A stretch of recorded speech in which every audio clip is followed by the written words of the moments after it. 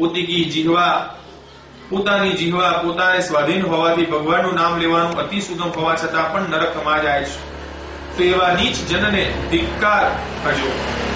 ભગવાન, તમારું ભજન ન કરનારા પાતકી જનને જે ગતિ પ્રાપ્ત થાય તે મને કહો. કારણ કે તેઓ કયા કયા કારણોથી કેવા પ્રકારે યમલોકે જાય છે તથા ત્યાં તેઓ કયા પ્રકારના દુઃખ થાય છે તે પણ મને કહો. એ રીતે ગરુડનું ભાષણ સાંભળી તેમને ભગવાન કહે છે કે હે ગરુડ, તમને યમ માર્ગ કહું તથા જે માર્ગથી પાતકી જન નરકમાં જાય છે તે પણ હું તમને કહું છું. તે સાંભળવાથી જ અતિ ભીતિ ઉત્પન્ન થાય છે. હે ગરુડ, જેઓ પાપ કર્મ બાબત અનુકૂળ થાય છે, નિર્દય હોવા છતાં જેઓ દુસંગતિ કરનારા હોય છે, જેઓ અસંગતિ તથા સત્ય શાસ્ત્રોથી પ્રતિકૂળ ઉલટા છે, જેઓ પોતે જ પોતાને પ્રતિષ્ઠિત છું એમ માને છે, જેઓ ધન રીતે માન તથા કર્મને ધારણ કરનારા છે, જેઓ દૈત્યોના સ્વભાવ પ્રમાણેનો સ્વભાવ ધારણ કરનારા છે, તથા જેઓ દેવી સંપત્તિથી વિમુક્ત છે, જેઓ પરસ્ત્રી તથા પારકાવિત ઉપર મન રાખીને વિક્ષેપ પામેલા તથા જેઓ માયાની જાલથી કબજે થઈને વિષય સંભોગ બાબત પર આસક્ત થાય છે, તેઓ સર્વે અતિ અપવિત્ર એવા નરકમાં પડે છે. જે નર જ્ઞાનવશ કે અજ્ઞાનવશ ઉત્તમ ગતિએ જાય છે તથા જે પાતકી છે તે દુઃખના યોગી યમ યાતના જાય છે. હે ગરુડ, પાતકી જનોના આલોકને વિશે જે દુઃખ પ્રાપ્ત થાય છે તે તથા તેઓ મરણ પામે પછી જે રીતે યમલોકમાં જાય છે તે હું તમને કહું છું તે તમે સાંભળો. જન્માંતરને લગતા સુકૃત અને દુષ્કૃતનો બાલ્યાવાદી અવસ્થામાં ઉપભોગ લીધા પછી તેના પૂર્વક્રમના યોગ્ય વૃદ્ધાવસ્થામાં કઈ પણ વ્યાધિ ઉત્પન્ન થાય છે. તે એમ કે મરણના ભયરૂપી માનસિક વ્યાધિથી યુક્ત છતાં પણ જીવવાની આશા બાબત અતિ ઈચ્છા રાખનારા પુરુષને જ્ઞાન ન થતા અતિ બાલઢ્ય કાલ આવી પહોંચે છે. તે કાલ આવી પહોંચે તો પણ પોતે જીવોનું પોષણ કર્યું છે એવા સ્ત્રી પુત્ર આદિક વડે પોતાનું પોષણ થાય છે એમ જાણવા છતાં પણ તેને એ અવસ્થામાં વૈરાગ્ય પ્રાપ્ત થતો નથી અને તે જરા પણ ગળપણથી વિરૂપ બેડોપણું પામીને ઘરમાં મરવા યોગ્ય ગણાય છે. તેમ છતાં પુત્રાદિ કોઈ અપમાનપૂર્વક આપેલું અન્ન પુત્રાની પેટે ખાય છે, પરંતુ રોગથી ઘેરાવાને લીધે જેઓ જઠરાગ્નિ મંદ થવા છતાં ઇન્દ્રિયોનો વેપાર હલનચલન પણ અલ્પ થાય છે, જેની સકળ નાડીઓ કફથી રૂંધાઈ જાય છે તથા જેના નેત્ર પ્રાણરૂપ વાયુથી પહોળા થઈ જાય છે અને ઉધરસ તથા શ્વાસના યોગે જેને અતિ દુઃખ થાય છે તથા જેના ગળામાં હંમેશા ગુર ગુર એવો અવાજ થાય છે, પછી જેનો કાળ નિકટ પાસે થડમાં આવ્યા છતાં શોક કરનારા માણસોની વચ્ચે સૂતેલો હોય છે અને કાલની જાલમાં અતિ ઘેરાઈ જવાથી પોતાના બાંધવાદીનો અનેક વાર હાંકું મારે તો પણ તેનાથી બોલાતું નથી. હે ગરુડ, જેઓ માત્ર પોતિકા કુટુંબનું જ પોષણ કરનારા રાખી છતાં જણ ઇન્દ્રિયોને જતી નથી એવા અનેકવિધ નષ્ટ કૃત્યોને યોગ્ય વૃદ્ધિ નષ્ટ થઈને સકલ સંબંધીઓ શોક કરવા છતાં મરણ પામે છે.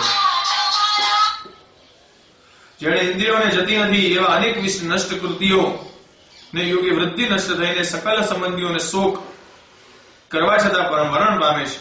ભગવાન કહે છે કે હે ગરુડ, એ અંત ક્ષણે એ પ્રાણીને દિવ્ય દ્રષ્ટિ થાય છે કે જેથી તેને સર્વ જગત એકત્ર સમાન દેખાય છે અને તેને આશ્ચર્ય લાગવા છતાં કઈ બોલાતું નથી.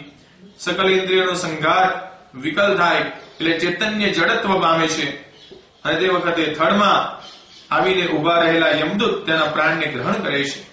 પ્રાણ પોતિકા સ્થાનથી ચલાયમાન થયેલા એટલે કે મરનારા પુરુષને છેવટની ક્ષણ અતિ દુઃખને લીધે અન્ય કલ્પ એટલે કે બ્રહ્મદેવનો એક દિવસ 12 યુગ જેવડો લાગે છે.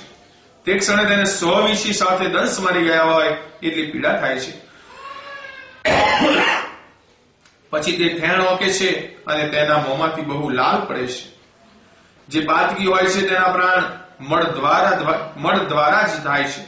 તે સમયે યમદૂતો આવે છે કે જેમનો અતિ ભયંકર વેશ અને અતિ ભયાનક નેત્રો તથા હાથમાં કાલપાશ જીવને કબજે કરવાની જાલ ગ્રહણ કરીને નગ્ન ઉભેલા અને દાંત કકડાવતા જણાય છે. તે યમદૂત એવા કે જેના શરીર પરના વાળ સિસોડિયાની પેઠે ઉભા છતાં કાગડાના પાંછા જેવા કાળા વળી જેમના માઢા વાંકા અને આયુધ નખ જેવા હોય છે. એવા અતિ ભયંકર યમદૂતોને જોઈને એ પ્રાણી અત્યંત ભયભીત થવાથી મળમૂત્રનો ત્યાગ કરે છે. તે વખતે હાહાકાર કરીને પોતાના ઘરમાં અવલોકન કરનારા અંગૂઠા જેવડા શરીરવાળા જીવને યમદૂત એ શરીરમાંથી પકડી લે છે.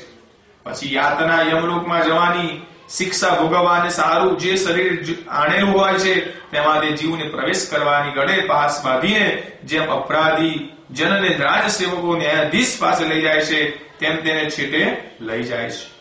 અને એ દૂતો તેને માર્ગે લઈ જતા ધમકી આપવા છતાં વારંવાર નરકમાં દુઃખોનું વર્ણન કરીને સંભળાવે છે. તે એવી રીતે કે હે દુષ્ટ, તું સત્વર ચાલ, તું યમલોકમાં જઈશ, આજ તને થોડી વારમાં કુંભિયા બાગાદી નરકમાં નાખવામાં આવશે. એ પ્રકારની તેમની વાણી સાંભળે તથા પોતાની બાંધવાદિક શોકયુક્ત શબ્દો સાંભળે તથા હાહાકાર કરતા હોય તેમ છતાં તેને યમદૂતો માર મારે છે. તે રીતે માર તથા ધમકીથી જેનું હૃદય અતિ ઘાયલ થાય છે, અંગે કંપાઈ થાય છે, તેને માર્ગે જૂતા કૂતરા કરડે છે. વખત એ પ્રાણી અતિ પીડિત થઈને પોતે કરેલા સઘળા પાપોનું સ્મરણ કરે છે. એમ છતાં સ્તુધા તૃષાથી અતિ વ્યાકુળ થવાથી તથા સૂર્ય અને દાવાગ્નિ તેના તાપથી તપી ગયેલી રેત પણ ઉભો રાખવાથી અતિ તપી ગયો હોય તેમ છતાં તેની પીઠ પર કોયડાથી સાયટો મારવામાં આવે છે. જે માર્ગે જલ અને છાયા ન હોય તેવા માર્ગે તે જવા અશક્ય હોય તો પણ તેને બલાત્કારે લઈ જવાથી જવું પડે છે. વળી માર્ગમાં કોઈ ઠેકાણે અથડાઈને પડી જાય અને પાછો ફરીને ઉભો થાય, મૂર્છિત થવા છતાં તેને તમો ગુણના રૂપની યમરાજાના સદને લઈ જવામાં આવે છે. ભગવાન કહે છે કે હે ગરુડ, તે પ્રાણીને યમદૂત 2 અથવા 3 મુહૂર્તમાં યમલોકમાં લઈ જાય છે. પછી તેને ત્યાંના અતિ ભયંકર નરક કુંડ દેખાડે છે. પછી એ પ્રાણી થોડા જ કાળમાં યમને જોઈને તથા યમ યાતનાનો ભોગ તથા અનુભવ લઈને ફરીથી એ દૂતા સાથે આકાશ માર્ગ અતિ ત્વરાથી પાછો આવે છે. એ રીતે આવે પણ વાસનાઓના લપેટાયેલો હોવાથી પ્રથમ દેહમાં પ્રવેશ કરવા ઈચ્છે છે, પરંતુ તેને યમદૂતો સજ્જડ પકડ્યો હોય છે તથા નિરુપાત તત્વ સ્ત્રુધા અને તૃષાથી વ્યાકુળ હોતો થકો શોક કરે છે. પછી તે પ્રાણી તેના પુત્ર આદિ કોઈ આતુર કાલે મરણ સમય પામેલા પિંડ તથા દાનનું ભોગ લે છે. પરંતુ હે ગરુડ, એ પ્રાણી પાતકી તથા નાસ્તિક હોય તો પિંડ દાનથી તેને તૃપ્તિ થતી નથી. પાતકી પુરુષને પુત્રે કરેલું શ્રાદ્ધ તથા તિલવાળા જલ્દી અંજલિ પ્રાપ્ત થતી નથી. ધર્મી છતાં એવી દશાને પામેલા સાધારણ પ્રાણીઓ પિંડ દાનથી જીવન પામે છે, પરંતુ નિરંતર પાતકી પ્રાણીઓ શ્રુધા તથા તૃષાથી વ્યાકુળ થાય છે. કદાપી એ પ્રાણીઓ પાતકીપણાને લીધે પિંડ ન પહોંચે તો પણ શ્રાદ્ધાદિ કર્મો તેને પાછળ તેના પરિવારોએ જરૂર કરવા, ન કરે તો એ પ્રાણી નિર્જન ઉજ્જડ અરણ્યમાં પિશાચ થઈને અતિ દુઃખથી અલ્પકાળ સુધી સંચાર કરે છે. માટે કર્મ અવશ્ય કરવા. કદાપી કોટ્યવધિ કલ્પ જેટલો કાલ જાય તો પણ પાતકાદિ કરેલા કર્મો ભોગ્યા વિના તેનો ક્ષય થતો નથી અને ભોગ્યા સિવાય મનુષ્ય યોનિમાં જન્મ પ્રાપ્ત થતો નથી. એવા કારણને લીધે તેના વંશાદી જે 10 દિવસ સુધી પિંડ આપો, તે ગરુડ એ પિંડ આપે એટલે તેના પ્રત્યેક દિવસે 4 વિભાગ થાય છે. તેમાંના 2 ભાગ વડે નવીન થનારો દેહ પુષ્ટ થાય છે, ત્રીજો ભાગ યમદૂતને પ્રાપ્ત થાય છે અને ચોથો ભાગથી પ્રેત જીવન પામે છે. એ પ્રેત 9 દિવસે પિંડથી ઉત્પન્ન થયેલા દેહને પામે છે અને 10મા દિવસનો પિંડ ગ્રહણ કરવાથી તેને યમલોકમાં જવાનું સામર્થ્ય પ્રાપ્ત થાય છે. એ ગરુડ, પંચભૂતાત્મક શરીર દેહ થાય એટલે ફરી એ જીવને પિંડના સાધન વડે દેહ ઉત્પન્ન થાય છે. એ દેહનું 1 હાથ જેવડું પ્રમાણ છતાં યમલોકને માર્ગે શુભાશુભનો ઉપભોગ લે છે. પહેલા દિવસમાં પિંડ વડે તેનું મસ્તક ઉત્પન્ન થાય છે, બીજા દિવસના પિંડ વડે ડોક અને ખભા બને છે, ત્રીજા દિવસના પિંડથી છાતી હૃદય થાય છે, ચોથા દિવસમાં પિંડથી બરડો, 5મા દિવસના પિંડથી નાભી, 6ઠા દિવસના પિંડથી કેડ અને ગુહ્ય ભાગ થાય છે, 7મા દિવસના પિંડથી તેના શરીરને લગતા સઘળી નાડીઓનો બંધ ગોઠવાય છે, 8મા તથા 9મા